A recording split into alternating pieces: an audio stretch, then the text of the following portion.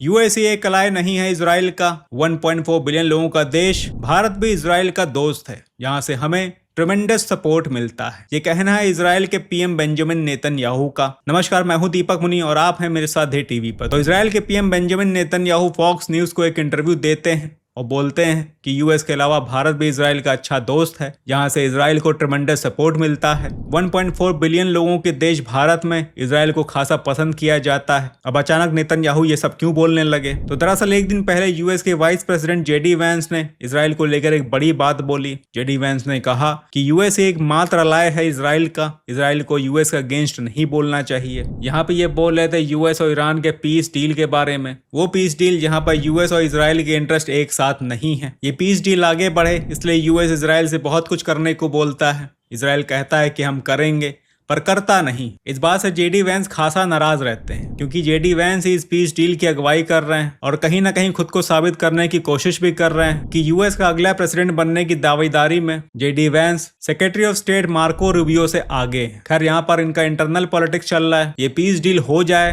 ये JD Vance का personal agenda है, पर इजराइल कुछ ना कुछ ऐसा कर देता है जिससे बात आगे नहीं बढ़ती। तो इसी पर जेडी वैंस भड़के हुए थे और इसी पर नेतन्याहू से भी सवाल पूछा गया। नेतन्याहू से पूछा गया क्या वाकई में ऐसा है कि इजराइल का बस यूएस ही एक सपोर्टर है? तो जवाब देते हुए नेतन्याहू के माइंड में पहला नाम भारत का आया। एक सेकंड भी नहीं लगा इनको सोचते हुए और इन्होंने जिक्र कर दिया कि 1.4 बिलियन लोगों के देश भारत में इजराइल को ट्रेमेंडस सपोर्ट मिलता है। अब ये वीडियो देखिए। If I was in the cabinet of the Israeli government, I might not be attacking the only powerful ally that I have anywhere left in the entire world.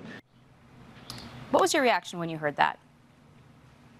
First of all, I respect J.D. Vance. We have a very good relationship, but doesn't mean that I agree with everything that he says. And I have to point out this: Donald Trump is the greatest friend we ever had in the White House, and I stand by that completely. Secondly, we have some other friends, like a small country called India. You know, it has 1.4 billion people, and boy, do we have a tremendous support there. Mm-hmm. You know, I have this Facebook thing, and I'm just flooded by the overwhelming support there, and we have many others. देखिए, ये बात एकदम सही है कि भारत में majority of लोग Israel को पसंद करते हैं। उसके पीछे बड़ी वजह यह है कि इजराइल और इंडिया के जियोपॉलिटिकल इंटरेस्ट काफी हद तक अलाइंड है। इनके कुछ कॉमन फ्रेंड्स हैं और कुछ कॉमन एनिमीज भी। अब जैसे जिहाद के नाम पर क्रॉस बॉर्डर टेररिज्म की बात कर लीजिए, भारत भी फेस करता है और इजराइल भी फेस करता है, और दोनों ही देशों में जिस तरह की टेररिस्ट एक्टिविटीज होती हैं उसमें भी सिमिलरिटीज पाई जाती हैं। लगता है मानो एक ही प्लेबुक लिखी जाती है और उसी सिलेबस को सभी जगह पहुंचा दिया जाता है। इजराइल में हुआ अक्टूबर 7 अटैक, भारत में हुआ पहलगाम अटैक काफी हद तक सिमिलर है, और यही वजह है कि भारत के लोग इजराइल के साथ सिंपैथाइज करते हैं और इसीलिए यहाँ से ट्रेमेंडस सपोर्ट जाता है इजराइल को। वैसे भारत और इजराइल भी मुश्किल हालातों में एक दूसरे का साथ देते हैं। साइबर सिक्योरिटी, इंटेलिजेंस शेयरिंग, खासकर ऑपरेशन सिंदूर के टाइम, डिफेंस एग्रीमेंट्स जिसमें बराक 8 मिसाइल, इजरायली हेरॉन और हर्मीज ड्रोन्स जिनका बड़े पैमाने पर यूज हुआ ऑपरेशन सिंदूर के टाइम। और अब ये भी सुनने में आ रहा है कि इजराइल और इंडिया मिलकर इंडिया के अंदर ही इजराइल की आयरन डोम की प्रोडक्शन लाइन शुरू करने वाले हैं। बहुत जल्दी आयरन डोम में यूज होने वाली तामीर मिसाइल भारत में ही बनना शुरू हो जाएगी, और हो सकता है कि आने वाले वक्त में भारत और इजराइल कोई जॉइंट ऑपरेशन भी करें।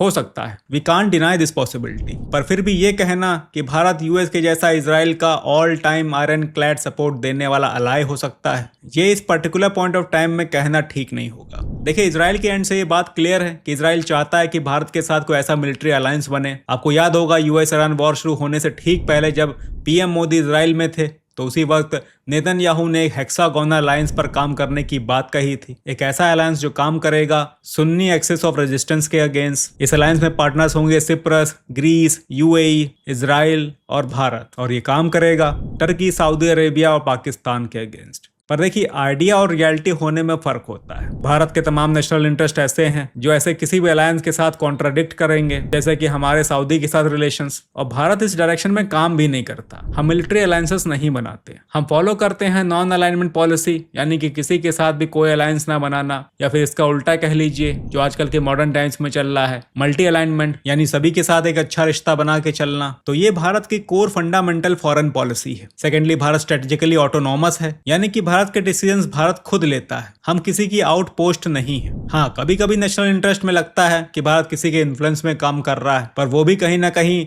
एक बैलेंसिंग एक्ट होता है। खैर, this is a very complex thing to explain. Overall आप ये समझ लीजिए कि अल्टीमेटली चीजें नेशनल इंटरेस्ट की तरफ ही काम करती हैं। सरकारें आती जाती रहती हैं, पर हमारा डीप स्टेट निरंतर इसी डायरेक्शन में काम करता रहता है। तो कहने का मतलब ये है कि भारत स्ट्रेटेजिकली हो सकता है कि अपने नेशनल इंटरेस्ट में इजराइल के साथ कोई जॉइंट ऑपरेशन कंडक्ट करे, पर किसी परमानेंट अलायंस में आकर हम हर बार किसी और के नेशनल इंटरेस्ट के लिए उनकी वॉर लड़ने जाएं, इतने अकलमंद हम नहीं हैं। तो yes, we are friend with Israel, but no, we are not in any military alliance with any country. तो फिलहाल के लिए इतना ही, मिलते हैं अगली वीडियो में और अपडेट्स के साथ।